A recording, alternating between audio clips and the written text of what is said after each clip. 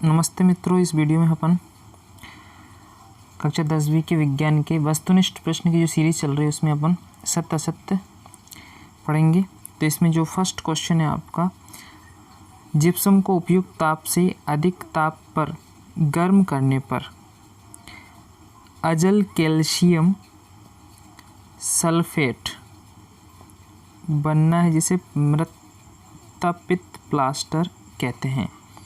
इस लैंग्वेज को समझिए मित्रों। तो जो जिप्सम होती है ये यहाँ पे, तो जब जिप्सम को उपयुक्त ताप से मतलब अधिक ताप पर जो उसका नॉर्मल टेम्परेचर होता है, ठीक है ना, उससे भी अधिक गर्म कर दिया जाता है तो तब बनता है अजल कैल्शियम सल्फेट, जिसे मृत्तापित प्लास्टर कहते हैं।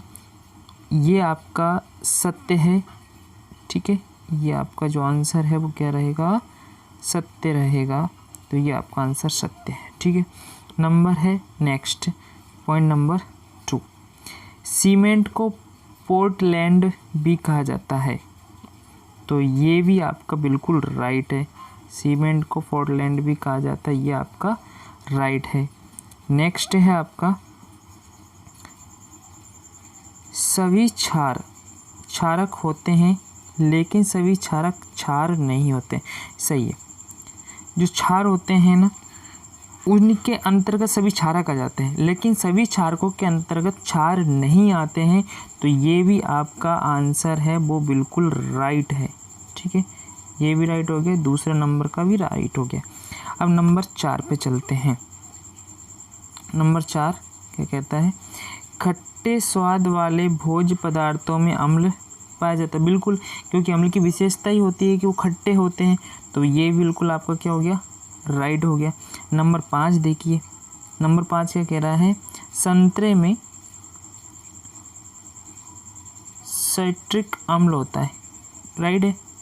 ये भी आपका होता है, इसमें साइट्रिक अम्ल होता है। नेक्स्ट होता है नंबर 6 देखिए आप, नंबर 6 क्या कह रहा है आपसे, लिटमस एक प्राकृतिक आम्ल क्षार सूचक है।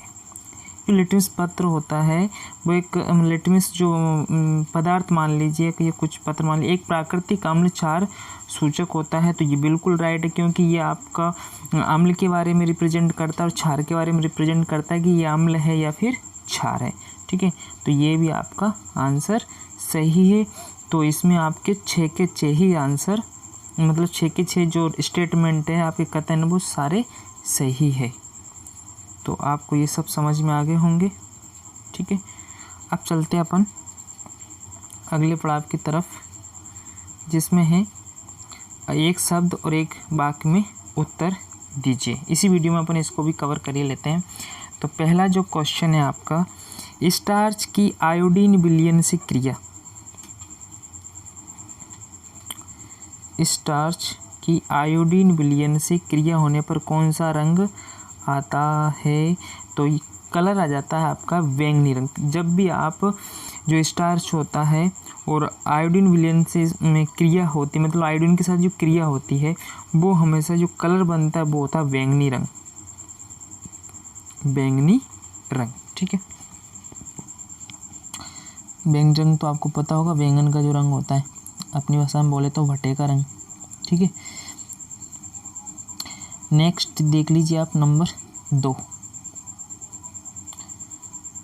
नंबर 2 ये रहा, लिटमस किस पौधे से प्राप्त होता है।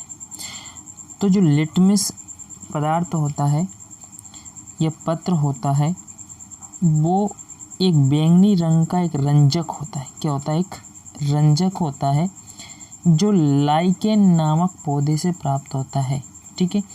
अब लाइकेन एक पौधा होता है वो उसमें सहजीविता गुण होता है। जैसे आपने देखा हो नीले हरित शैवाल वगैरह होते हैं, उसके 2 चीज़ों से मिलकर बनता है वो लाइकेन होता है। ध्यान रखना, जो नील हरित शैवाल होते हैं ना पानी में ये फफूंद के साथ बनते हैं वो लाइकेन होते हैं। ध्यान रखिए, इसमें सहजीविता का गुण पाया जाता है, कहीं क्वेश्चन आ जाए ध्यान रखिए। लाइकेन, तो लाइकेन से प्राप्त होता है आपका लिटमस, जो लिटमस पत्र होता है। नेक्स्ट है आपका नंबर 3। तो नंबर 3 क्या कह रहा है आपसे, सोडियम कार्बोनेट का उपयोग कहाँ होता है? तो सोडियम कार्बोनेट का मतलब है कि आप जो उसकी बात किसकी हो रही है, इसमें सरफ की बात हो रही, सोडे की, ठीक है ना।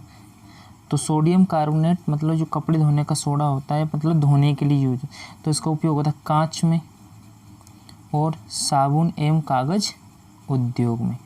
तो सोडियम कार्बोनेट का उपयोग आपका कांच में हो गया, साबुन में हो गया और एवं कागज़ उद्योग में हो गया है। तो आपका आंसर कंप्लीट हो गए हैं, ये 3 हो गए। देखते हैं आगे है या नहीं। चलिए और भी हैं अभी क्वेश्चन। तो इसमें फर्स्ट क्वेश्चन आपके पास आया है। फर्स्ट क्वेश्चन देखिए आप।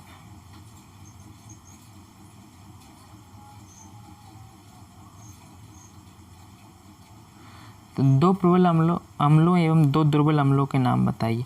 तो जस्ट अपन ने अभी पढ़ा था HCl, तो एक हो गया आपका ये HCl हाइड्रोक्लोरिक अम्ल और दूसरा हो गया सल्फ्यूरिक अम्ल H2SO4। ये तो आपके प्रबल अम्ल है, ये बहुत तेज़ गति से अभिक्रिया करते हैं, ठीक है ना, ये प्रबल अम्ल है। और नेक्स्ट दुर्बल अम्ल, ठीक है ना। अब देखना प्रबल अम्ल से मतलब क्या हुआ, जिनका pH मान बहुत ही कम होता है। pH मान कैसा होता है, बहुत ही कम होता है, वो प्रबल अम्ल होते हैं, ठीक है ना।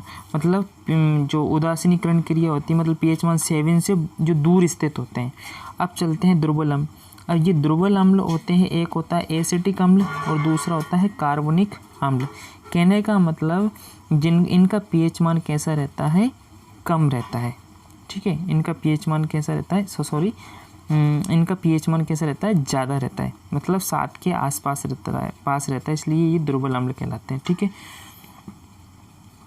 तो अब देखते हैं, तो ये एसिटिक अम्ल और कार्बनिक अम्ल आपका दुर्बल अम्ल हो गए। तो अगला क्वेश्चन देख लीजिए आप। अगला क्वेश्चन है आपका प्लास्टर ऑफ पेरिस के 2 महत्वपूर्ण उपयोग।